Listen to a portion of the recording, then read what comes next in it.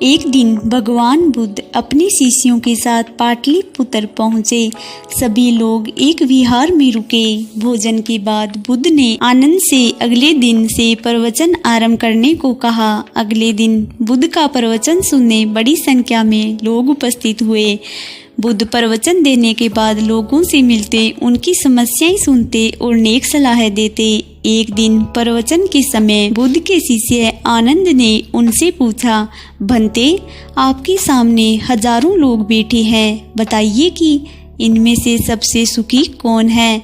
बुद्ध ने एक विहंगम दृष्टि भीड़ पर डालते हुए कहा, वह देखो, सबसे पीछे एक दुबला पतला फटे वस्त्र पहने जो आदमी बैठा है, वह सर्वाधिक सुखी है। आनंद सहमत नहीं हुआ। वह बोला, यह कैसे संभव है? वह तो बहुत दयनीय जान पड़ता है। बुद्ध ने अपनी बात सिद्ध करने के लिए बारी बारी से सामने बैठे लोगों से पूछा, तुम्हें क्या चाहिए? किसी ने संतान मांगी तो किसी ने मकान, कोई रोग मुक्ति चाहता था तो कोई अपने शत्रु पर विजय। ऐसा एक भी व्यक्ति नहीं था जिसे कोई इच्छा न हो।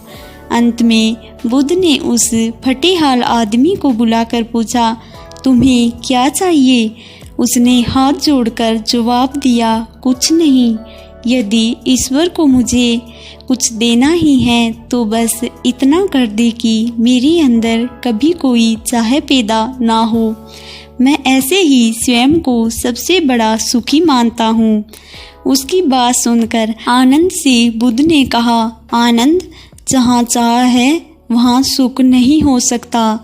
आनंद ने बुद्ध की शिक्षा को सदा के लिए गांठ बांध लिया। सार यह है कि लालसा से लोभ बढ़ता है जो असंतोष का जनक होता है। यदि सही अर्थों में सुख पाना है तो किसी लालसा के बजाय उपलब्ध स्थितियों में संतुष्ट रहना चाहिए।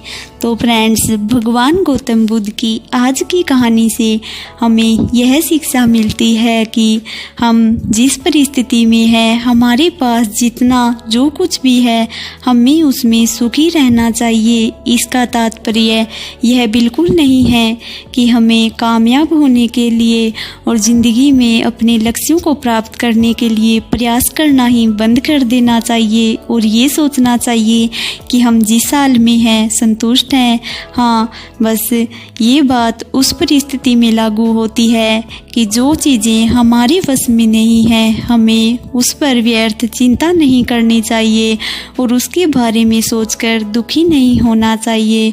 जो बीत गया उसके बारे में पश्चाताप न करके उस वक्त से सीख लेकर आगे बढ़ते रहना चाहिए और सोचना चाहिए कि आगे से ऐसी गलती नहीं करेंगे कि बाद में हमें पछताना पड़े। अगर हमारा कोई अपना प्रिय हमसे बिछुड़ जाए तो हमें ये सोचकर दुखी नहीं होना चाहिए कि काश वो हमारे साथ होता तो ये होता।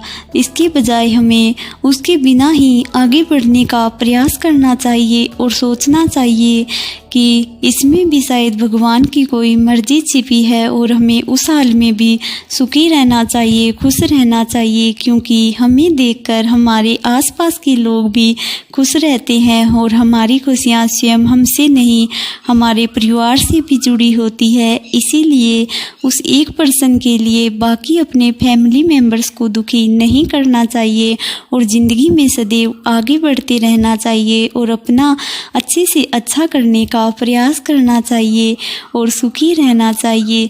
ज़्यादा इच्छाएं जीवन में नहीं पालनी चाहिए कि काश मेरे पास ये होता वो होता। ये इच्छाएं शायद पूरी न हो, लेकिन आप दुखी अवश्य हो सकते हैं।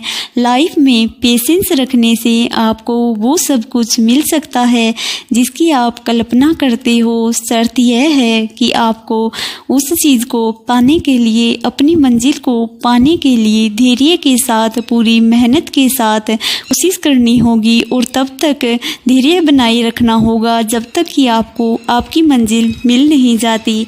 तो हमारी शुभकामनाओं के साथ आप जल्दी ही अपनी मंजिल मंजिल को प्राप्त करें।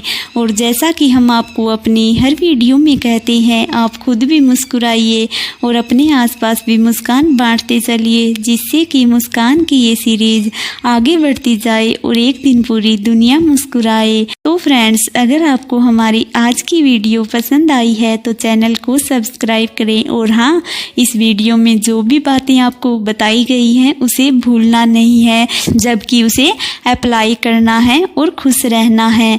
धन्यवाद दोस्तों। जय हिंद, जय भारत।